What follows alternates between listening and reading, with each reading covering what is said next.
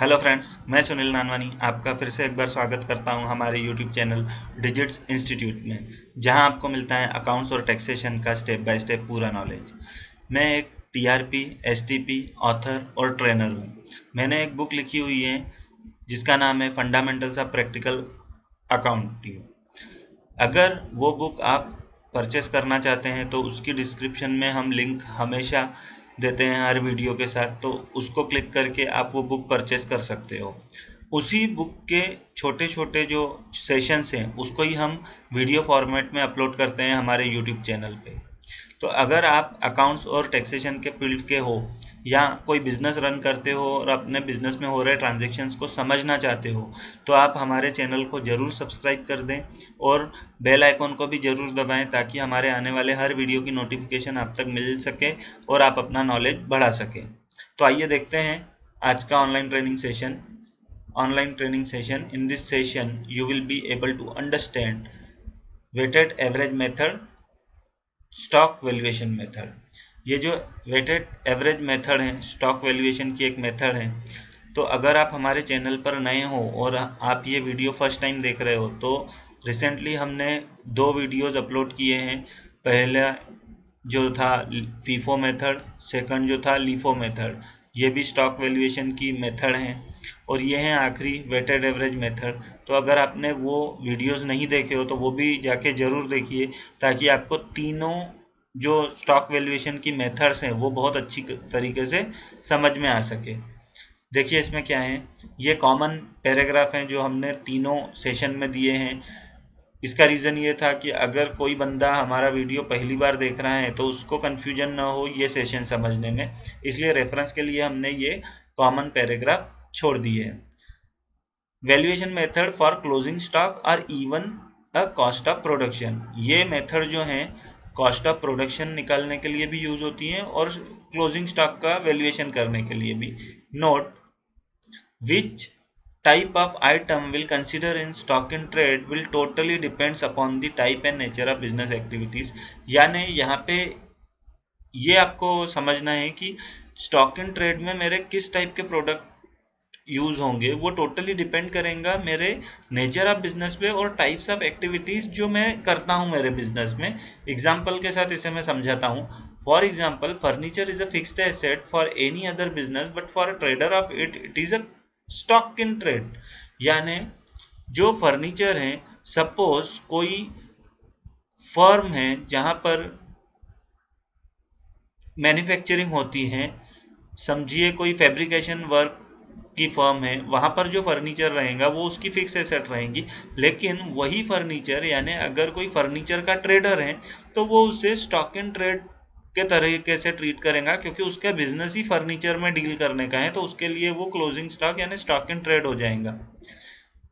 ठीक है, Same rule will be applicable to a trader of computer and printers and to all traders deal with any other products। Same rule होगा कि उसी firm के लिए जो फैब्रिकेशन की वर्क वाला है उसके लिए furniture and printer sorry computer and printer ये रहेगा फिक्स एसेट, लेकिन कंप्यूटर एंड प्रिंटर का जो सेलर रहेगा उसके लिए वो हो जाएगा स्टॉक इन ट्रेड, क्योंकि वो बंदा डील ही उसी चीज में करता है। हाँ, उसका जो भी यूज का 1 या 2 कंप्यूटर रहेगा उसको वो फिक्स एसेट में शो करेगा, लेकिन बाकी जितने भी कंप्यूटर और प्रिंटर उसके शॉप में गोडाउन में रहेंगे उसको वो as a stock in trade treat करेगा, ना कि फिक्स एसेट। देखिए, advantages and disadvantages of this method depends on the price fluctuation. कि प्राइस का जैसा भी फ्लक्चुएशन रहेगा, हर मेथड जो तीनों मेथड है, फीफो, लीफो और वेटेड एवरेज मेथड, तीनों के कुछ एडवांटेजेस और डिसएडवांटेजेस रहेंगे और वो टोटली डिपेंड करेंगे कि प्राइस का फ्लक्चुएशन ड्यूरिंग दैट पीरियड कैसा था, कि प्राइसेस बढ़ रहे थे या घट रहे थे। अब देखिए इसमें क्या है, weighted average method. To make it simple, we can say that it is an average between FIFO and LIFO method।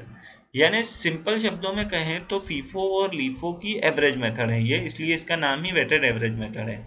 FIFO में क्या होता था कि गुड्स को हम पहले यूज करते थे, उन गुड्स को जो गुड्स पहले खरीदे और जो बाद में खरीदे उसको बाद में यूज़ करते थे। इसको फीफो बोलते हैं, पेरिशेबल यानी जो खराब होने वाले गुड्स रहते हैं या जिनमें एक्सपायरी डेट होती है उसके लिए ये मेथड यूज़ की जाती है।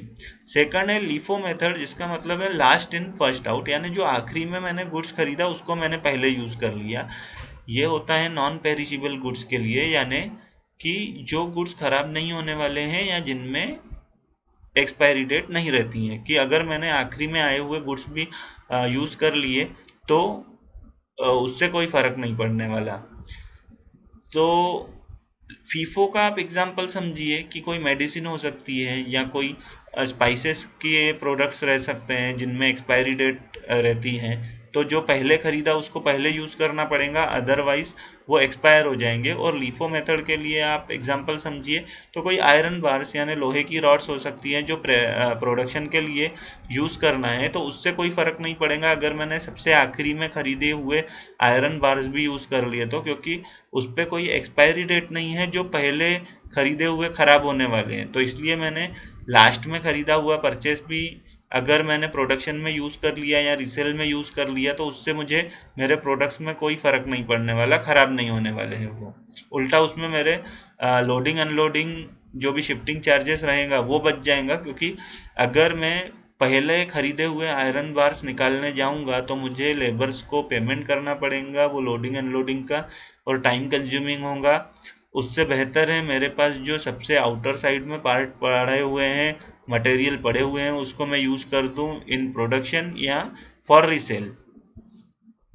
देखिए अब वैसे तो हम बात कर रहे हैं वेटेड एवरेज मेथड की, जस्ट मैंने आपको बता दिया कि लीफो और फीफो मेथड में क्या होता है ताकि आपको समझ में आए ये मेथड, क्योंकि ये मेथड है एवरेज, उन दोनों का एवरेज। अब देखिए इसमें क्या होगा, under this method the cost to be assigned to inventories are ascertained by applying the closing inventory and average cost computed by dividing the total cost of units. Formula for same is as follows. इसमें क्या होता है कि आपकी inventory की जो value है, आपके पास इन्वेंट्री के जो यूनिट्स हैं उससे डिवाइड करके एवरेज कॉस्ट निकाली जाती है। अगर आपको वो पढ़ने में कंफ्यूज लग रहा होगा, इतना भी ये कंफ्यूज नहीं है, आप इसका फॉर्मूला देखिए आपको बहुत इजी तरीके से समझ में आ जाएगा। Weighted average cost per unit की कॉस्ट क्या रहेंगी, opening stock plus purchases in amounts. देखिए आपको क्या लेना है कि आपका ये साल का यानी जिस भी साल का आपका क्लोजिंग स्टॉक का वैल्यू निकालना है, उस साल का आपका कुछ ना कुछ ओपनिंग स्टॉक होगा, वो ओपनिंग स्टॉक प्लस उस साल में जितना भी आपने परचेस किए, अब आपका कॉस्ट ऑफ परचेस क्या रहेगा ये आपको अगर समझना है तो आपको हमारा ये जो क्लोजिंग स्टॉक का वैल्यूएशन का क्या मतलब रहता है वो वाला सेशन है, उसको जाके देखिए, वो आपको बहुत अच्छी तरीके से समझ में आ जाएगा कि परचेस का कैसा आप निकालोगे कि कॉस्ट ऑफ परचेस कितना है। तो यहाँ आप ये देखिए कि ओपनिंग स्टॉक की वैल्यू प्लस परचेसेस जो टोटल आपने की है वो अमाउंट इन अमाउंट्स, उसको आप डिवाइड किससे करोगे, उसको करोगे divided by opening stock plus purchases in quantity, यानी आपके ओपनिंग स्टॉक में कितनी क्वांटिटी थी मटेरियल की प्लस जो आपने परचेस किए, जो जिस परचेस वैल्यू पे आपने परचेस किया उसमें आपको कितने प्रोडक्ट्स मिले, कितने यूनिट्स मिले उसमें, उससे, यानी इन शॉर्ट टोटल आपके स्टॉक के वैल्यू को डिवाइड करना है नंबर ऑफ यूनिट्स से, जितने आपके पीसेस हैं उससे डिवाइड करने से क्या हो जाएगा कि जो भी अमाउंट आया उसको एवरेज माना जाएगा कि ये मेरा पर यूनिट कॉस्ट है, पर यूनिट कॉस्ट उसको मुझे मिल जाएंगी। यानी हो सकता है कि अगर समझो 12 महीने में यानी अप्रैल से मार्च तक के शुरुआत के 4 महीने में कोई प्रोडक्ट की वैल्यू 100 रुपये थी, उसके बाद आने वाले समय में उसकी वैल्यू 150 रुपये हो गई आगे के 4 महीने के लिए सीजन वाइज, और बचे हुए 4 महीने में यानी दिसंबर जनवरी फरवरी मार्च में वही प्रोडक्ट मुझे 80 रुपये में मिल रहा था। तो यहाँ क्या हो जाएगा, 100 रुपये, 150 रुपये और 80 रुपये, यहाँ पे इन तीनों का एवरेज निकाला जाएगा, और वो एवरेज जो आपके पास अवेलेबल स्टॉक का अमाउंट रहेगा यानी उससे डिवाइड किया जाएगा, यानी परचेस वैल्यू जितना भी रहेगा प्लस ओपनिंग वैल्यू जितना भी रहेगा उसको डिवाइड किया जाएगा purchase units plus opening units से, उसके बाद जो अमाउंट आएगा वो एक एवरेज रहेगा और उसी के बेस पे जितने भी अवेलेबल यूनिट्स रहेंगे उसको मल्टीप्लाई किया जाएगा तो हमें मिलेगा क्लोजिंग स्टॉक का वैल्यू या कॉस्ट ऑफ प्रोडक्शन, उसे बोलेंगे वेटेड एवरेज कॉस्ट। मैं उम्मीद करता हूं दोस्तों आपको ये सेशन बहुत अच्छी तरीके से समझ में आया होगा। फीफो और लीफो मेथड के कंपेयर में ये थोड़ी कंफ्यूजिंग मेथड है। अगर आपको इसमें फिर भी कोई क्वेरी हो तो आप कमेंट में ज़रूर लिखें, उसका रिप्लाई हम ज़रूर देंगे। और अगर आपने हमारा चैनल अभी तक सब्सक्राइब नहीं किए हो तो ज़रूर इसे सब्सक्राइब कर लें, क्योंकि आने वाले समय में हम ऐसे ही बहुत इन्फॉर्मेटिव वीडियोस इस पर अपलोड करने वाले हैं, तो वो आपके लिए बहुत ज़रूरी रहेंगे समझना, अगर आप अकाउंट्स और टैक्सेशन के फील्ड से हो या इवन बिजनेसमैन हो तो। Thank you so much for watching. Keep learning. Thanks a lot.